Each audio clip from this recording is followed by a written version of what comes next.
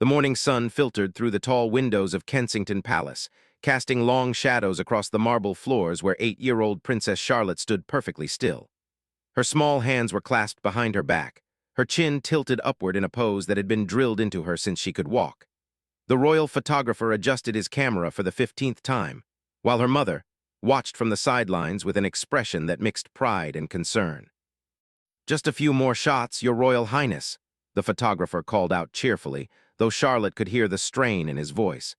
They had been at this for over an hour, and her feet were beginning to ache in the patent leather shoes that pinched her toes. Charlotte's eyes drifted toward the window, where she could see children playing in the park across the street. Their laughter carried on the wind, a sound so different from the controlled whispers and formal conversations that filled her daily life. She watched as a little girl with pigtails kicked a football with abandon, her dress getting muddy, her face bright with pure joy. "Charlotte, darling, eyes to the camera." Her mother's gentle voice brought her back to the present. She turned her gaze back to the lens, but something inside her had shifted. The carefully practiced smile felt heavier today, like a mask she was growing tired of wearing. The photographer clicked away, capturing what would become another official portrait to hang in the endless corridors of royal residences, but Charlotte felt as though each flash was taking something away from her rather than preserving it. After the session ended, Charlotte walked quietly to her private study where her governess, Mrs. Henderson, waited with the day's lessons. The room was beautiful, filled with first-edition books and antique furniture, but it felt more like a museum than a place where a child should learn and grow. Mrs. Henderson was kind but formal, addressing Charlotte as Your Royal Highness, even during their most casual conversations. "Today we'll be studying the constitutional monarchy and your future role within it," Mrs. Henderson announced, opening a leather-bound textbook that looked older than Charlotte's grandfather. Charlotte nodded politely, but her mind wandered again to the children in the park. She wondered what it would be like to have friends who called her by her name instead of her title, who wanted to spend time with her because they enjoyed her company, not because of who her father would someday become. The lesson continued with discussions about duty, service, and the weight of tradition. Mrs. Henderson spoke about these concepts as if they were beautiful things, and Charlotte supposed they were, but they felt heavy to her 8-year-old shoulders. She learned about her great-grandmother, Queen Elizabeth II, who had dedicated her entire life to the crown, and while Charlotte admired her strength, she couldn't help but wonder what dreams the Queen might have set aside for duty. During lunch, served in the smaller dining room that was still larger than most people's living rooms, Charlotte sat alone at a table that could seat 12. The crystal gleamed, the silverware sparkled, and every bite was perfectly prepared, but the silence felt overwhelming. Her brothers were away at school, and her parents were attending separate engagements, leaving her with only the staff for company. Lady Thornton, her personal assistant and companion, sat nearby, ready to assist with anything Charlotte might need. Lady had been assigned to Charlotte when she turned 7, a kind woman in her 50s who had served the royal family for decades. She was proper and efficient, but there was a warmth in her eyes that Charlotte had grown to appreciate. "Your Royal Highness," Lady said softly, "you seem thoughtful today. Is there anything troubling you?" Charlotte looked up from her untouched soup, surprised by the genuine concern in the woman's voice. She had grown so accustomed to polite inquiries about her that this felt different, more real. "Lady," Charlotte began, then hesitated, "do you ever wonder what it would be like to be someone else?" The question hung in the air between them, and Charlotte immediately regretted asking it. It seemed disloyal somehow, ungrateful for the privileges that surrounded her. But Lady didn't look shocked or disapproving. Instead, she set down her own teacup and considered the question seriously. "I think everyone wonders that sometimes, Your Royal Highness," she replied carefully. "Even those of us who serve the crown have moments where we imagine different paths." "But you chose this life," Charlotte said, her voice barely above a whisper. "I never got to choose." The words came out before she could stop them, and Charlotte felt her cheeks burn with embarrassment. She had never voiced this thought before, never even fully formed it in her own mind, but there it was, hanging between them like a bridge she couldn't uncross. Lady was quiet for a long moment, and Charlotte feared she had said too much. But when the older woman spoke again, her voice was gentle and understanding. "Choice is a complicated thing, Your Royal Highness. Sometimes we think we have choices when we don't, and sometimes we have choices we don't realize we possess. But perhaps the real question isn't about choosing a different life, but about choosing how to live the life we have. That afternoon, Charlotte's schedule included a visit to a local children's hospital, one of her first official engagements. As her car pulled up to the modest building, she saw crowds of photographers and reporters waiting behind barriers. The sight made her stomach flutter with nervousness, but also with something else she couldn't quite identify. Inside the hospital, everything was different from the palaces she knew. The floors were clean but worn, the walls painted in cheerful colors that couldn't quite hide their age. The smell was strange, a mixture of disinfectant and something else she couldn't name. But the people were different too, more relaxed, more real somehow. Charlotte was introduced to Dr. Sarah, a young pediatrician who didn't curtsy or bow, but simply shook Charlotte's hand with a warm smile. "We're so glad you're here, Charlotte," Doctor said, and Charlotte was startled to hear her name without any titles attached to it. "The children are very excited to meet you." They walked through the wards together, and Charlotte met child after child who was facing challenges she had never imagined. There was Tommy, 6 years old, who had been in the hospital for 3 months but still grinned when he showed her his collection of toy cars.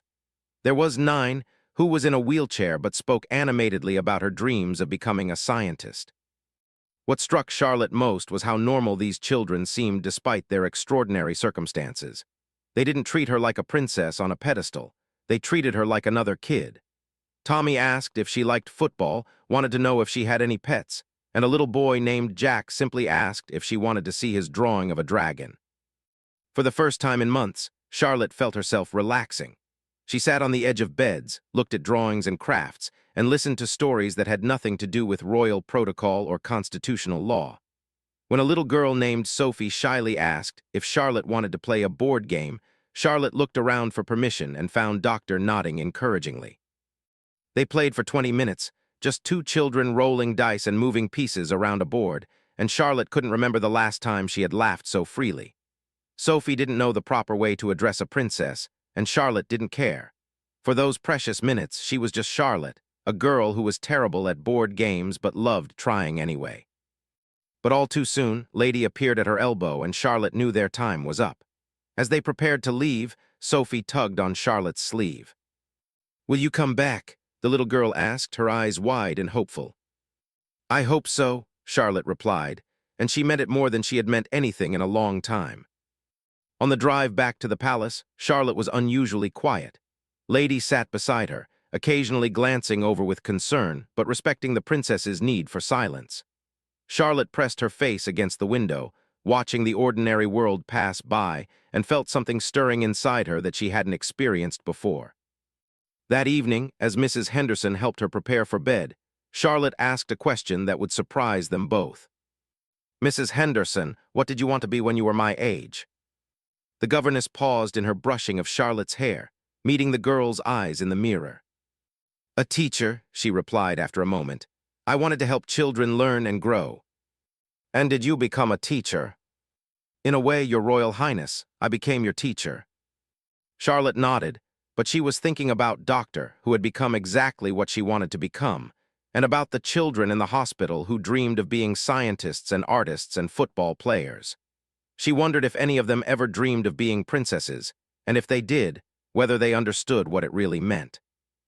As she lay in her 4-poster bed surrounded by silk curtains and ancestral portraits, Charlotte stared up at the ornate ceiling and made a quiet decision. She didn't know exactly what it meant yet, or how she would carry it out, but she knew that something had changed inside her today. She had seen a different way of being in the world, and she wanted to find a way to bridge the gap between the princess she was expected to be and the person she was discovering herself to be.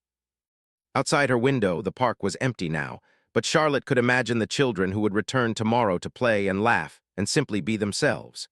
She closed her eyes and held onto the memory of Sophie's smile, Tommy's enthusiasm, and the feeling of being treated like a regular girl, if only for a few precious moments. In the distance, she could hear the guards changing shift, their boots clicking against the stone pathways in the eternal rhythm of royal protection. Soon, she would meet one of those guards who would understand her quiet choice better than anyone. But for now, Charlotte fell asleep holding on to the hope that there might be a way to honor both her heritage and her heart. The moon cast long shadows across the palace grounds, and somewhere in those shadows, A young royal guard named James was beginning his first night shift, unaware that his life was about to intersect with that of a princess who was just beginning to question everything she had been taught about duty, choice, and the courage it takes to be true to oneself. 3 months had passed since Charlotte's visit to the children's hospital, and the memory of that day had taken root in her heart like a seed that refused to stop growing. She found herself thinking about Sophie, Tommy, and the others during her formal lessons, wondering how they were doing and whether they remembered her as clearly as she remembered them. The palace routine continued unchanged around her. Morning lessons with Mrs. Henderson, afternoon activities carefully planned by her staff, evening meals in dining rooms that echoed with the weight of centuries. But Charlotte had begun to notice things she had never seen before, small cracks in the perfect facade that revealed glimpses of the real world beyond the palace walls. It was during one of her evening walks in the palace gardens that she first encountered James. Charlotte had been walking alone, which was unusual, but Lady had been called away for an urgent phone call, and Charlotte had quietly slipped out for some fresh air.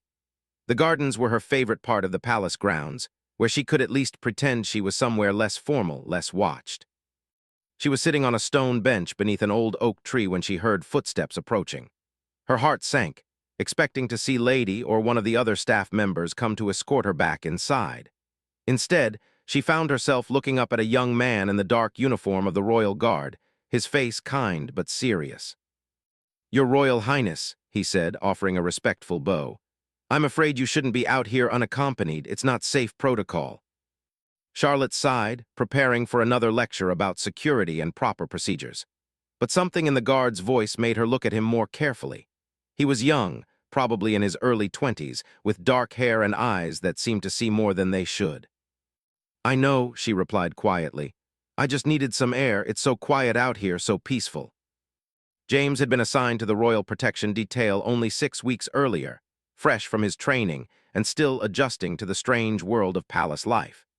He had grown up in a working-class family in Yorkshire, and nothing could have prepared him for the gilded reality of royal service. But what struck him most about this encounter wasn't the breach of protocol. It was the unmistakable sadness in the young princess's voice. "It is peaceful," he agreed, glancing around the moonlit gardens. "I can understand why you'd want to spend time here." Charlotte was surprised by his response. She had expected him to immediately escort her back inside, to lecture her about the rules she had broken. Instead, he seemed to actually understand why she had come out here. "Are you going to tell on me?" she asked, and James was struck by how young she sounded, how much like any other 8-year-old girl despite the formal way she spoke. "I should escort you back inside, Your Royal Highness," he said carefully, "but perhaps we could take the long way." Charlotte's face lit up with something approaching a smile, and they began walking slowly through the gardens together. James maintained a respectful distance but didn't hurry her along, and Charlotte found herself relaxing in a way she rarely did around the palace staff. "Have you worked here long?" she asked as they passed a fountain that sparkled in the moonlight. "Only a few weeks, Your Royal Highness. I'm still learning my way around." "It's very big," Charlotte said, and something in her tone suggested she wasn't just talking about the physical size of the palace. "It is," James agreed. "Sometimes I feel like I might get lost in here forever." Charlotte glanced up at him, surprised by his honesty. Most of the staff spoke to her in careful, measured phrases that revealed nothing of what they really thought or felt. "Do you like it here?" she asked, genuinely curious. James considered the question seriously. "It's an honor to serve Your Royal Highness, but it's very different from where I grew up." "Where did you grow up?" "Yorkshire, Your Royal Highness, a small town where everyone knew everyone else." Charlotte tried to imagine such a place, where people could know each other as individuals rather than as titles or positions. "That sounds nice," she said wistfully.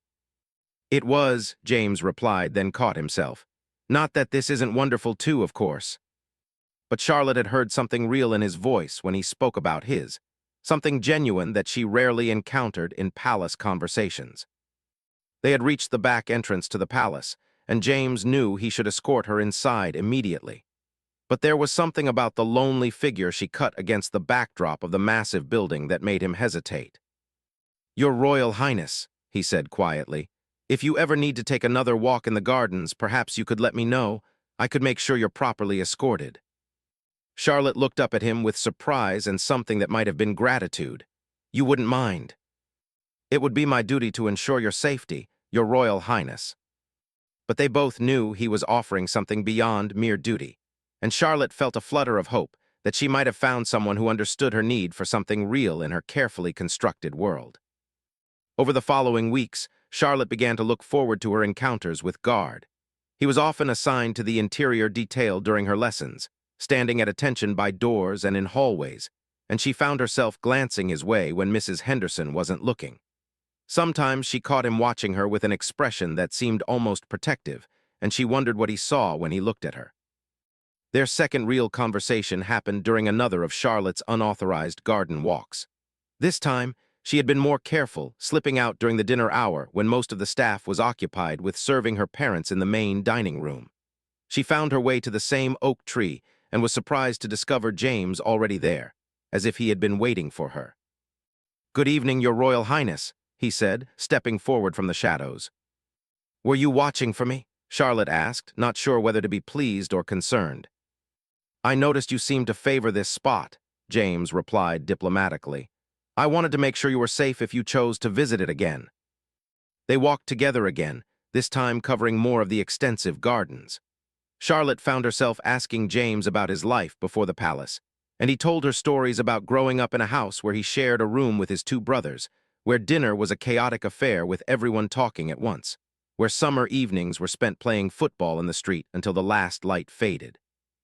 "It sounds wonderful," Charlotte said, trying to imagine such a life. "It was loud," James said with a smile. "Very different from here." "I think I would like loud," Charlotte replied thoughtfully. "Everything here is so quiet, so careful."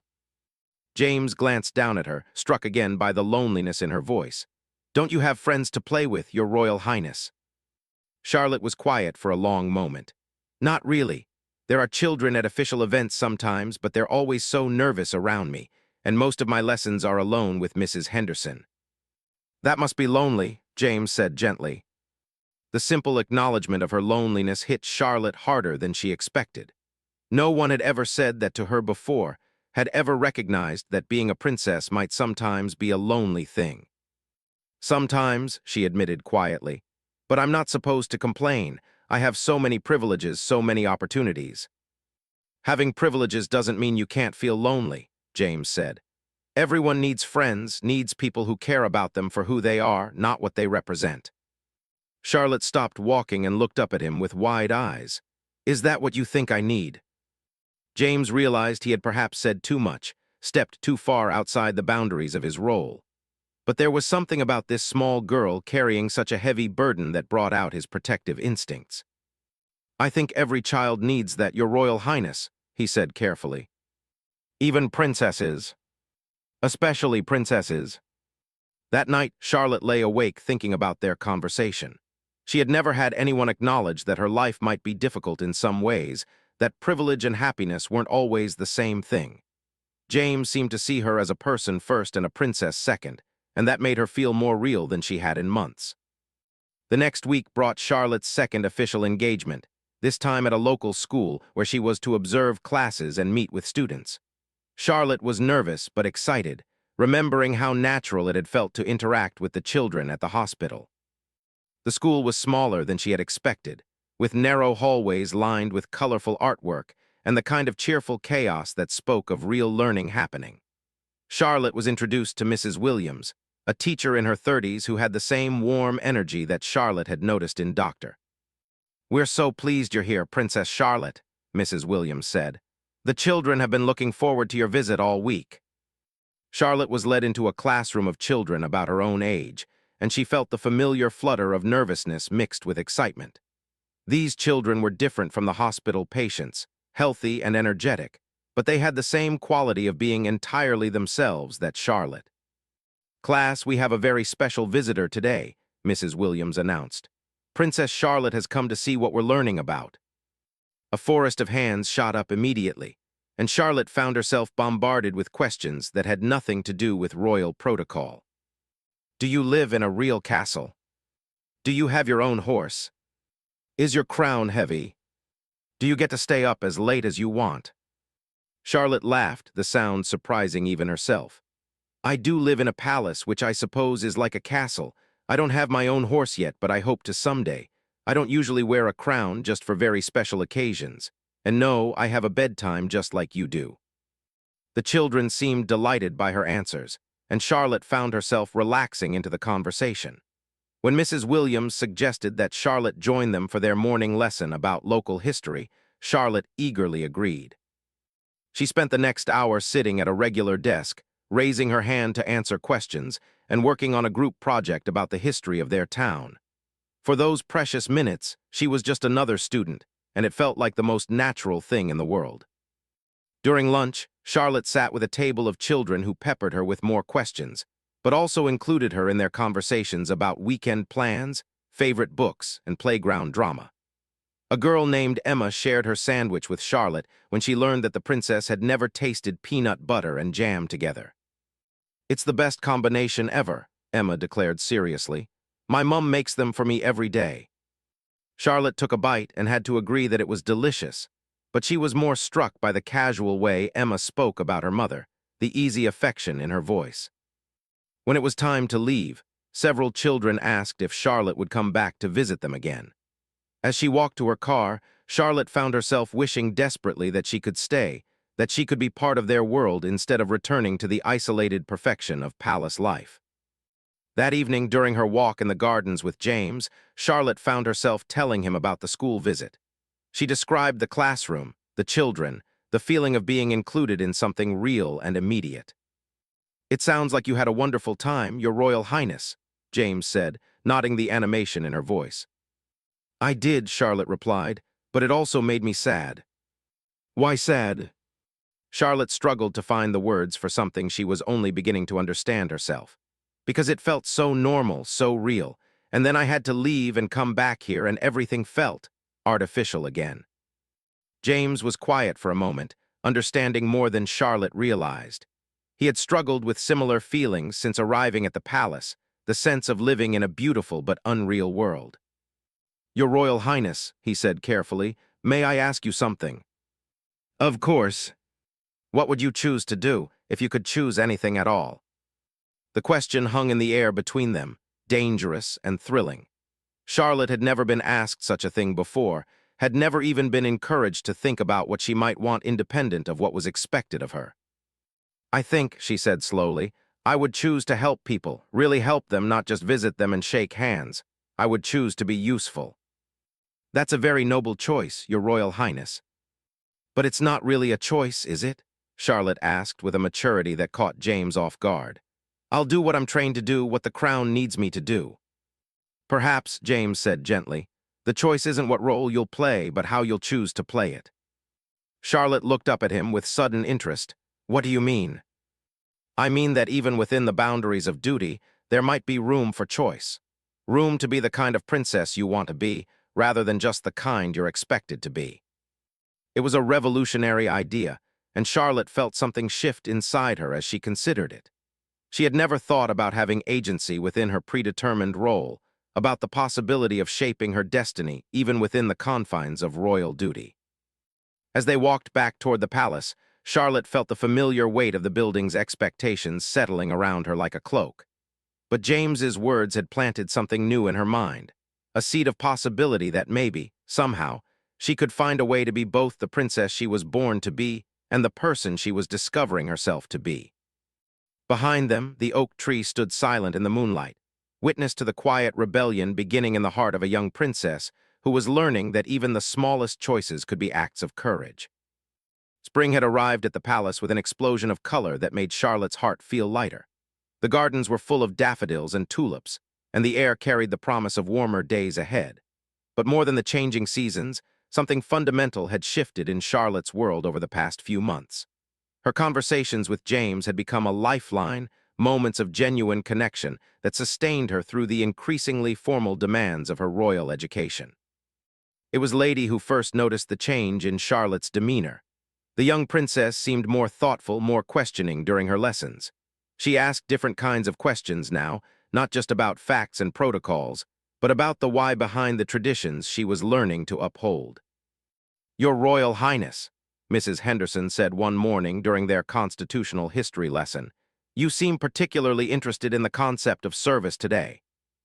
Charlotte looked up from her notebook, where she had been writing what appeared to be a list rather than taking notes on parliamentary procedure. Mrs. Henderson, Charlotte said carefully, when Queen Elizabeth II was crowned, did she ever wish she could serve in a different way? The governess paused, considering the question. It was the kind of inquiry that would have been unthinkable from Charlotte just months earlier. What do you mean by different way, Your Royal Highness? I mean, did she ever want to be a doctor or a teacher or someone who could help people more directly?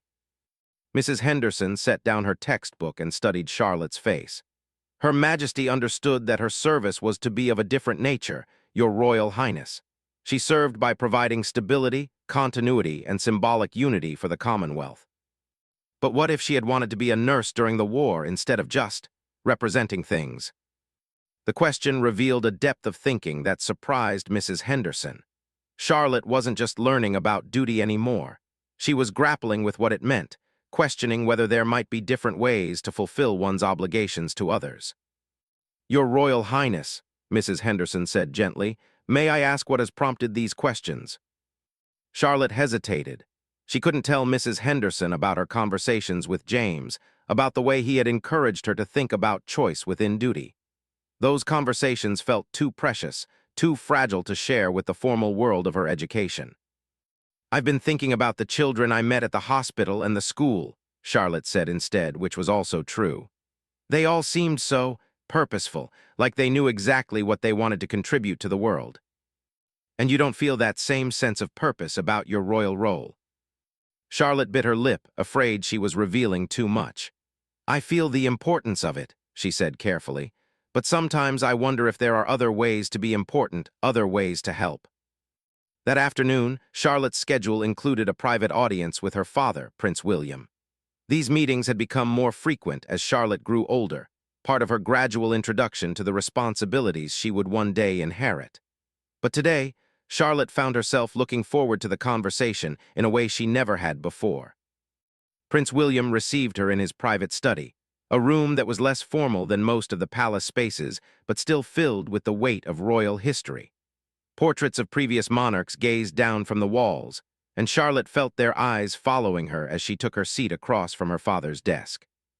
Charlotte, her father said warmly, Mrs. Henderson tells me you've been asking very thoughtful questions about the nature of royal service. Charlotte felt her cheeks warm. I hope I haven't been disrespectful, Papa. Not at all. Questions are the beginning of understanding. What's been on your mind? Charlotte took a deep breath, gathering her courage. Papa, when you were my age, did you ever wish you could be something other than a prince? Prince William leaned back in his chair, a slight smile playing at the corners of his mouth. You know, I wanted to be a pilot. I dreamed of flying helicopters, of being able to help people in emergency situations. But you couldn't do that because you're a prince? Actually, her father said, I did do that. I served as a search and rescue pilot for several years.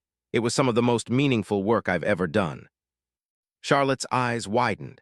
She had known about her father's military service, but she had never understood that he had found a way to pursue his own dreams within the framework of his royal duties. How, she asked simply. I learned that being royal doesn't mean giving up on what calls to your heart, Charlotte. It means finding ways to serve that honor both your position and your personal convictions. The crown is strongest when it's represented by people who are truly engaged with the work they're doing. So I could choose how to serve as long as I'm serving. Within certain boundaries, yes.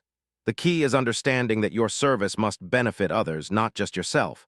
But there are many ways to help people, many ways to make a difference.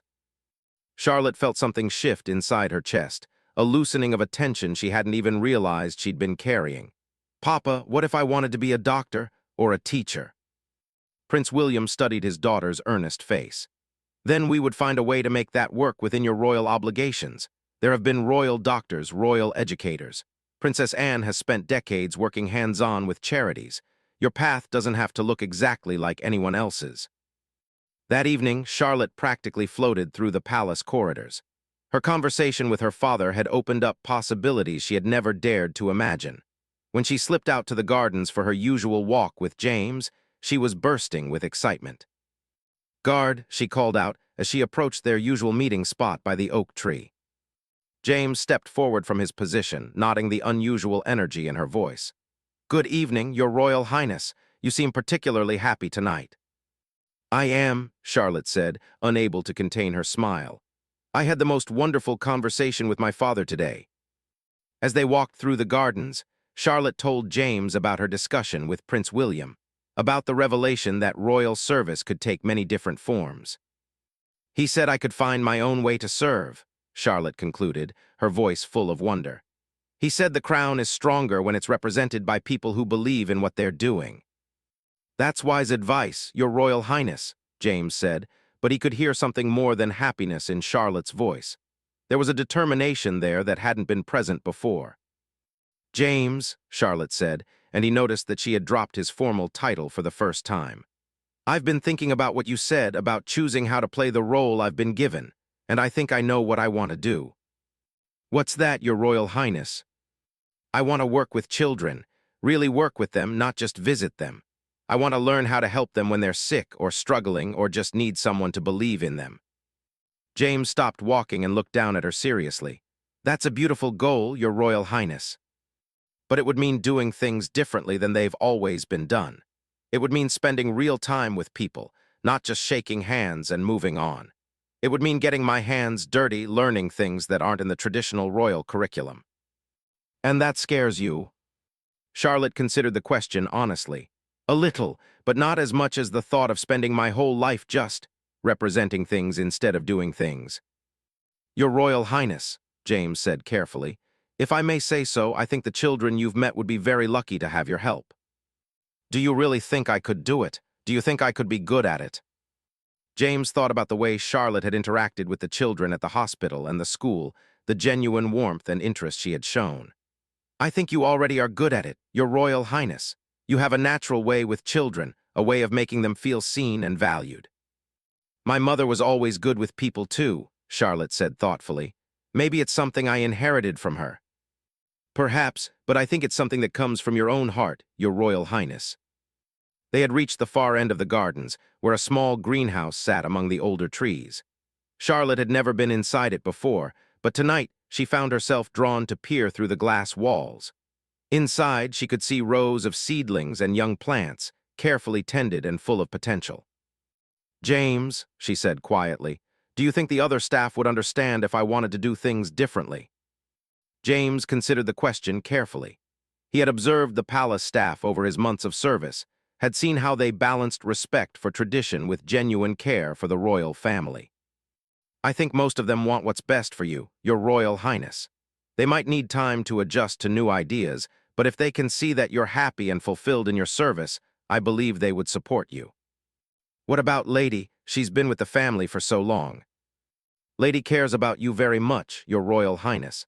I've seen how she watches over you, how she worries when you seem sad. I think she would be glad to see you passionate about your future." Charlotte nodded, feeling a surge of affection for the woman who had become more than just a royal aide over the months they had spent together. "James," she said as they began walking back toward the palace, "thank you for listening to me, for helping me think through these things." "It's been my honor, Your Royal Highness." "No," Charlotte said firmly, "it's been your kindness and your friendship." The word hung between them, acknowledging something that had developed despite all the protocols and proper boundaries that should have prevented it. James, a working-class guard from Yorkshire, had somehow become the closest friend Princess Charlotte had ever had. "Your Royal Highness," James said quietly, "I hope you know that whatever path you choose, you have someone who believes in you completely." Charlotte felt tears prick her eyes, overwhelmed by the simple gift of being believed in, of having someone see her potential rather than just her obligations. The following week brought an unexpected opportunity. Lady approached Charlotte after her morning lessons with news that would change everything. "Your Royal Highness," she said, "I've received an invitation that I think might interest you. The children's hospital where you visited is starting a new program. They're looking for volunteers to spend regular time with the patients, reading to them, playing games, just providing companionship." Charlotte's heart leaped. Regular time, not just visits. The program would involve a commitment of several hours each week, working directly with the staff to support the children's emotional needs during their treatment. Could I really do that? Would it be appropriate? Lady smiled, and Charlotte noticed that there was something different in her expression, something more personal than usual. Your Royal Highness, I've been watching you over these past months, and I've seen how you light up when you talk about the children you've met. I think this program could be exactly what you're looking for. You think I should do it? I think, Lady said carefully, that you should follow your heart, and I think your heart has been trying to tell you something important. That night, Charlotte's walk in the gardens with James was filled with excitement and planning. She told him about the volunteer program, about the possibility of doing real, ongoing work with the children at the hospital. It would mean regular training, she explained as they sat on the stone bench beneath the oak tree. Learning about child psychology, about how to help children cope with illness and fear. It would mean showing up every week, being someone the children could count on. It sounds perfect for you, Your Royal Highness. But it would also mean doing something that's never been done before. Princesses don't typically work as hospital volunteers. Some people might think it's beneath my station or inappropriate. James turned to look at her directly. Your Royal Highness, may I tell you something my mother used to say? Charlotte nodded, curious about this glimpse into James's family life. She used to say that the most important question you can ask about any work is not whether it's prestigious or traditional, but whether it needs doing and whether you can do it well. And you think this needs doing? I think those children need exactly what you want to give them, Your Royal Highness, and I think you could do it better than almost anyone. Charlotte felt a warmth spread through her chest, the feeling of being truly understood and supported. James, she said quietly, I'm going to do it. I'm going to tell Lady tomorrow that I want to join the program. I think that's wonderful, Your Royal Highness. I'm scared, Charlotte admitted, but I'm also more excited than I've been about anything in my whole life. Being scared and excited at the same time usually means you're about to do something important, James said with a smile. As they walked back toward the palace, Charlotte felt as though she was walking toward a different future than the one she had always imagined. It was still a royal future, still a life of service and duty, but it was also something more personal, more immediate, more real. Behind them, the oak tree rustled in the evening breeze, and Charlotte thought she could hear something like approval in the sound of its leaves. She was about to make her quiet choice, and for the first time in her life, she felt truly ready to become herself. The morning Charlotte was to begin her volunteer training at the children's hospital. She woke before dawn with a mixture of excitement and nervousness that made her stomach flutter like butterfly wings.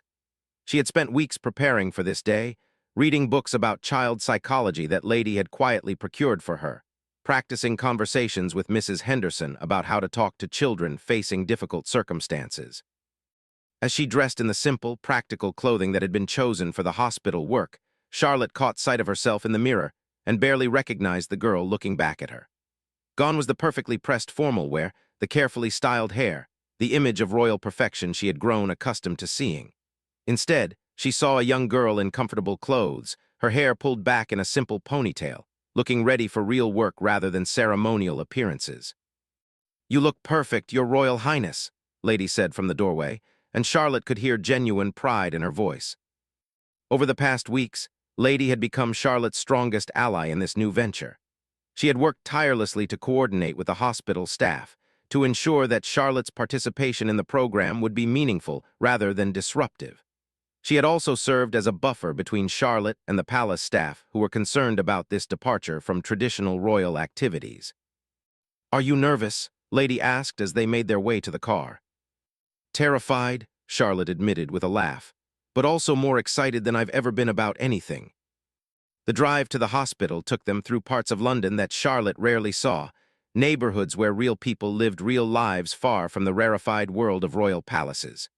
Charlotte pressed her face to the window, watching children walking to school, parents hurrying to work, ordinary families beginning their ordinary days. Lady, Charlotte said quietly, thank you for making this possible. You made this possible, Your Royal Highness. I simply helped clear the path. At the hospital, Charlotte was greeted by Dr. Sarah, who had become something of a mentor to the young princess over the months since their first meeting. Doctor had been instrumental in developing the volunteer program, and she had been thrilled when Lady approached her about Charlotte's interest in participating. "Charlotte," doctor said warmly, "welcome to your first day as a real volunteer." The words sent a thrill through Charlotte. A real volunteer, not a visiting dignitary or a ceremonial presence, but someone who was there to do actual work. "I'm ready," Charlotte said, and she meant it completely. The training began with a session on hospital protocols and safety procedures, practical information about how to move through the wards, how to interact with medical equipment, how to respect the privacy and dignity of patients and families. Charlotte absorbed every detail, taking careful notes and asking thoughtful questions that impressed the hospital staff with their maturity and insight. Next came the emotional preparation, guidance on how to interact with children who were facing pain, fear, and uncertainty.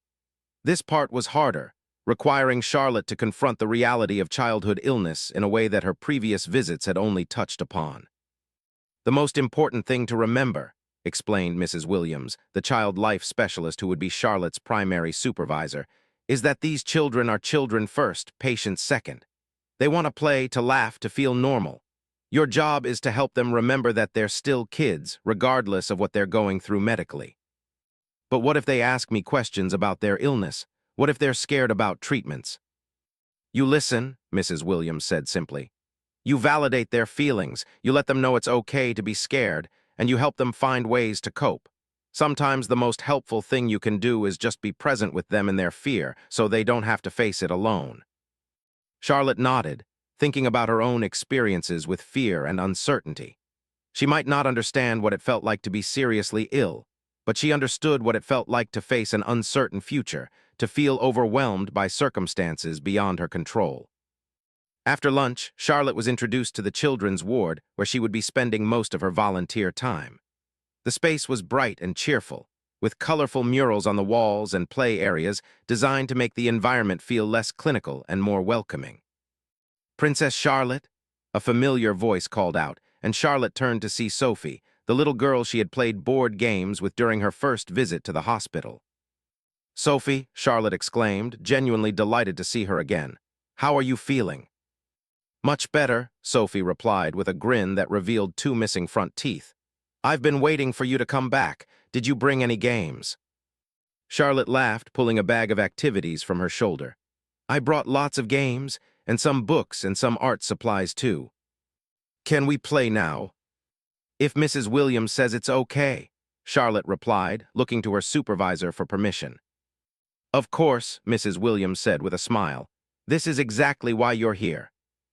For the next hour, Charlotte sat on the floor of the play area with Sophie and three other children, playing games, reading stories, and helping with art projects. She found herself falling easily into the rhythm of interacting with the children, listening to their chatter about everything from their favorite cartoons to their worries about upcoming procedures.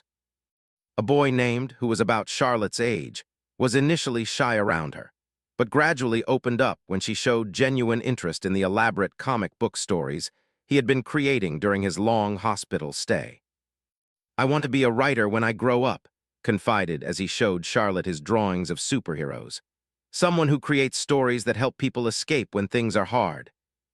"That sounds like a wonderful goal," Charlotte said sincerely. "These stories are already really good. I bet they help other kids here feel better when they read them." His face lit up with pride, and Charlotte realized that one of her most important roles would be simply believing in these children, seeing their potential and their dreams even in the midst of their current struggles. As the afternoon progressed, Charlotte moved from room to room, spending time with different children based on their needs and interests. She read to a quiet girl named Lily who was too weak to get out of bed, played card games with a group of teenagers who were trying to maintain some sense of normalcy during their treatment, and helped a little boy named David build elaborate block towers that they would then gleefully knock down together. Each interaction taught Charlotte something new about resilience, about the capacity of children to find joy even in difficult circumstances.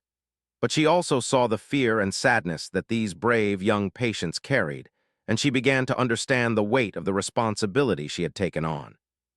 During a brief break, Charlotte found herself in the hospital corridor with Mrs. Williams, processing the intensity of her first day.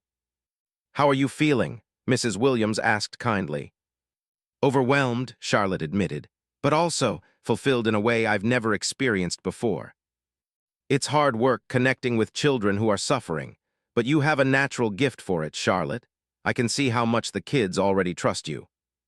Really? Really, you listen to them, you take them seriously, and you treat them like whole people rather than just patients. That's exactly what they need. That evening, as Charlotte returned to the palace, she felt as though she was returning from another world entirely. The formal grandeur of her home felt almost surreal after the immediate reality of the hospital, the urgent needs of the children she had spent the day with. Her parents were waiting for her in the family sitting room, eager to hear about her first day as a volunteer.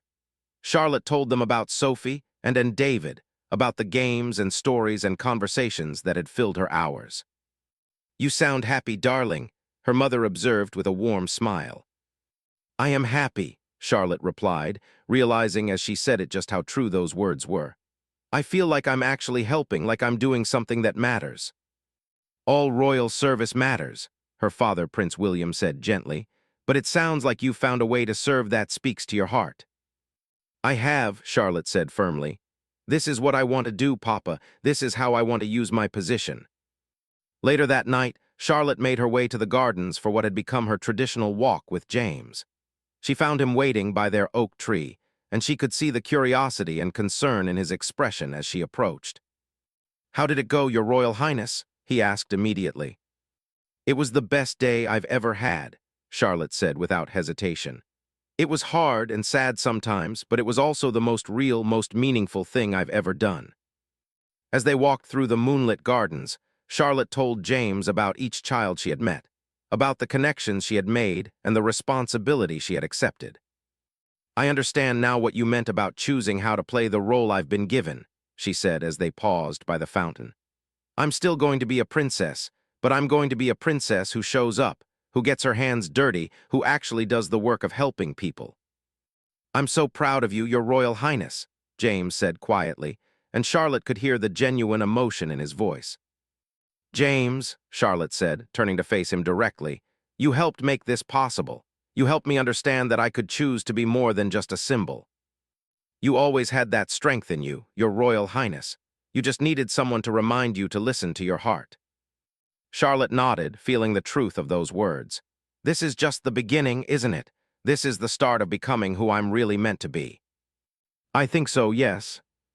As the weeks and months passed, Charlotte's work at the hospital became the center of her life. She maintained her formal education and her ceremonial duties, but her real energy and passion were devoted to her volunteer work.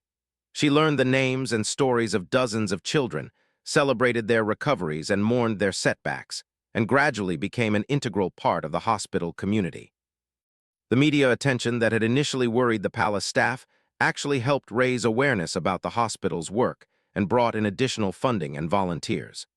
Charlotte's example inspired other young people from privileged backgrounds to get involved in hands-on service, creating a ripple effect of engagement that exceeded everyone's expectations. More importantly, Charlotte herself flourished in ways that surprised even those who knew her best. The shy, lonely girl who had once felt trapped by her royal obligations had become a confident young woman who understood exactly how she wanted to use her platform to make a difference in the world. Mrs. Henderson noticed the change in Charlotte's academic work, how she now approached her studies with new purpose, seeing her education as preparation for more effective service rather than just duty to be endured. Lady observed how Charlotte carried herself differently, with the confidence that came from knowing she was making a real contribution to the world. Even the other palace staff, who had initially been skeptical about this departure from tradition, came to see Charlotte's work as a natural evolution of royal service for a new generation. But it was James who perhaps understood the transformation best. During their evening walks, he watched Charlotte grow from a girl who questioned her purpose to a young woman who had found her calling. Their conversations evolved from discussions about duty and choice to planning sessions about how Charlotte could expand her impact, how she could use her growing influence to advocate for children's health care and support for families facing medical crises. "Your Royal Highness," James said one evening as they sat beneath the oak tree that had witnessed so many of their conversations, "do you remember when you asked me what I thought you should choose?" "Of course," Charlotte replied. "You told me the choice wasn't what role I'd play, but how I'd choose to play it." I've been thinking about that conversation a lot lately, watching you work at the hospital, seeing how you've transformed your role into something that's entirely your own. What have you been thinking? I've been thinking that you didn't just make a quiet choice, Your Royal Highness. You made a brave choice. You chose to use your privilege for something meaningful, to risk criticism and tradition for the chance to make a real difference. That takes tremendous courage. Charlotte considered his words, thinking about the journey that had brought her to this point. I couldn't have done it without you, James, without our conversations, without your encouragement to think differently about what was possible. You would have found your way eventually, Your Royal Highness, but I'm honored to have been part of the journey. As they walked back toward the palace, Charlotte reflected on how much had changed since those first tentative conversations about choice and duty. She had found a way to honor both her heritage and her heart, to be the kind of princess she wanted to be rather than just the kind she was expected to be. The oak tree stood silently behind them, its branches reaching toward the stars, a witness to the quiet revolution that had taken place in its shadow. Charlotte had made her choice, and in doing so, she had discovered that the most important rebellions are often the quietest ones, the ones that change not just individual lives, but the very understanding of what service and duty can mean. Tomorrow would bring another day at the hospital, another opportunity to sit with children who needed someone to believe in them, to remind them that they were more than their circumstances. And Charlotte would be there, not as a princess fulfilling an obligation, but as a young woman who had chosen to use her gifts in service of something greater than herself. The guard who had helped her find her courage would continue to watch over her, proud of the role he had played in supporting a princess who had dared to choose her own way of changing the world.